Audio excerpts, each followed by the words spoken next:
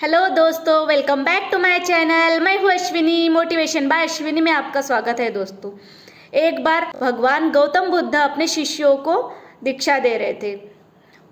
उनके पास में 5 से 10 शिष्य थे जो दीक्षा ले रहे थे। कुछ शिष्यों को दीक्षा पूरी होने के बाद में अलग अलग गांव में भेजा गया, अपने जो बुद्धत्व प्राप्त किया था उसका प्रचार प्रसार करने के लिए। और जो भिक्षु थे वो अपना भिक्षा मांगकर अपना जो गुजारा करते थे।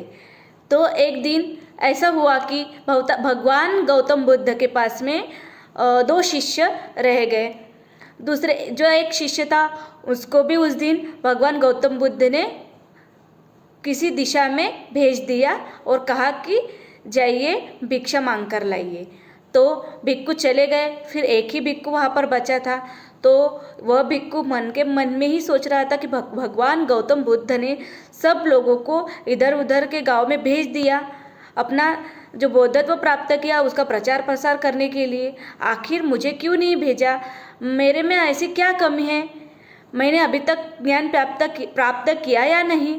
वो भगवान गौतम बुद्ध से कहता है कि भगवान, मेरे अंदर ऐसी क्या कमी है कि मुझे आपने अपने धम्म का प्रचार प्रसार करने के लिए भेजा नहीं, बाकी सब शिष्यों को आपने भेज दिया। तो भगवान गौतम बुद्ध मुस्कुराते हुए कहते हैं कि बेटा, आपको समय लगेगा, आपको यहाँ पे ही रुकना पड़ेगा। फिर भी वह भिक्षु भगवान गौतम बुद्ध से कहता है कि नहीं नहीं, मुझे भी इनके तरह अपना जो ज्ञान मैंने अर्जित किया है उसको प्रचार प्रसार मुझे करना है।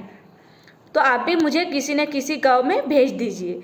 तो फिर भी गौतम बुद्ध भगवान ने उनकी बात मानी और उनको कहा कि आप पूर्व दिशा में जाओ, वहाँ पर एक छोटा गांव है, वहाँ पर पूरा दिन बिताना और वहाँ के लोगों को अपने ज्ञान के बारे में बताना और भिक्षा लेकर आप शाम को यहाँ पर मेरे पास आ जाना। तो वह भगवान गौतम बुद्ध से जो भिक्षु था वह प्रणाम कर कर वहाँ से निकल जाता है और वह गांव में पहुँच जाता है। तो भिक्षु भिक्षा मांगने लगता है और अपने ज्ञान के बारे में सबको बताने लगता है। तो वहाँ के लोग उनके साथ में थोड़ा अजीब बर्ताव करते हैं, उनको पत्थर मारते हैं, उनकी बातें कोई सुनता नहीं। भिक्षा मांगने जाते हैं तो भिक्षा भी नहीं मिलती। एक इंसान उनको फेंक कर भिक्षा देता है तो उनको बहुत चिढ़ आती है, बहुत अहंकार बोलने लगता है कि मैं एक भिक्षु और मुझे यह फेंक कर दीक्षा दे रहे, जो भी है भोजन दे रहे हैं। तो वहाँ से वह भिक्षु शाम को मार खाकर निकल जाता है और भगवान गौतम बुद्ध के पास में पहुँच जाता है। तो भगवान गौतम बुद्ध से वो भिक्षु कहता है कि भगवान, मेरे साथ में आज बहुत बुरा व्यवहार किया गया।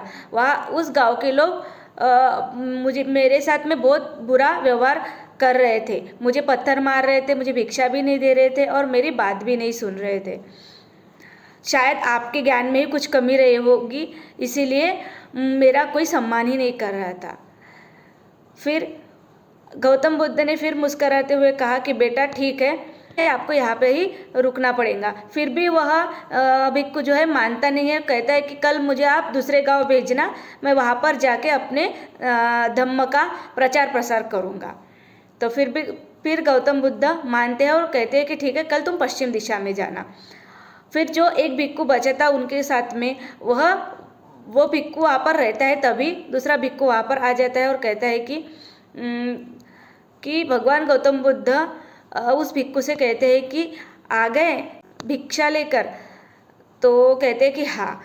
गौतम बुद्ध बोलते हैं भिक्षु को, आपको ये चोट कैसे लगी? तो वह भिक्षु कहते हैं कि वहाँ के गांव के लोग बहुत भोले हैं। मैंने जब भिक्षा मांगी तो मुझे एक व्यक्ति ने फेंक कर भिक्षा दी, तो मैंने एक व्यक्ति को सदा सुखी रहने का, तुम्हारा कल्याण हो, यह आशीर्वाद दिया। तो वह व्यक्ति आश्चर्य से मेरी ओर देखने लगा और कहने लगा कि मैंने आपको भिक्षा दी, फिर भी आप मुझे कल्याण हो का आशीर्वाद दे रहे हो। तो भिक्षु ने उस व्यक्ति को कहा कि आपने मुझे भिक्षा देकर बहुत अच्छा कार्य किया है और मेरा यह कर्तव्य है मैं आपको आशीर्वाद दूं, क्योंकि आपका बहुत बड़ा मन है, आपने मुझे भिक्षा दी। और वहाँ से भिक्षु आगे की ओर लौट जाते हैं तो देखते हैं कि एक बच्चा बहुत ही बुरी तरीके से जख्मी पड़ा था।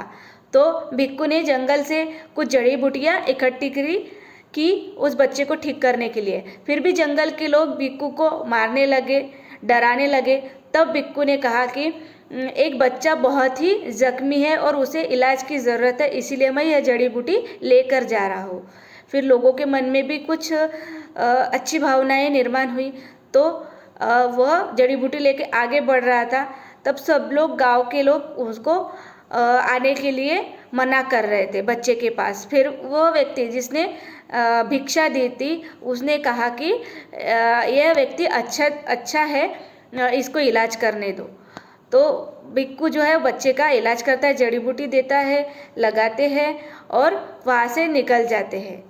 उसी जख्मी हालत में वहाँ पर पहुँच जाते हैं। तब वह जो दूसरा भिक्षु था जो पूर्व की ओर गया था, वह उस भिक्खू से कहता है कि तुम्हें भिक्षा में ऐसे फेंक कर दी गई भिक्षा, फिर भी तुमको बुरा नहीं लगा? तो उन्होंने कहा कि वह मुस्कुरा रहे थे। तो ये सारी बात सुनते ही उस भिक्खू को समझ में आ गया कि कमी मेरे अंदर ही है। भगवान गौतम बुद्ध ने मुझे अच्छा ज्ञान दिया है, सिर्फ ज्ञान का उपयोग कहाँ और कैसे करना है ये मुझे आना चाहिए था। फिर भगवान बुद्ध को फिर से प्रणाम करते हुए वह पश्चिम की ओर अपनी यात्रा करने के लिए निकल पड़ा। इतनी छोटी सी कहानी है दोस्तों कि हमें जीवन में बहुत कुछ सीखने को मिलता है दोस्तों, लेकिन हमें ऐसा लगता है कि जो हमें ज्ञान दे रहा है, जो भी सिखा रहा है, उसने कहीं ना कहीं चूक कर दी है हमें सिखाने में।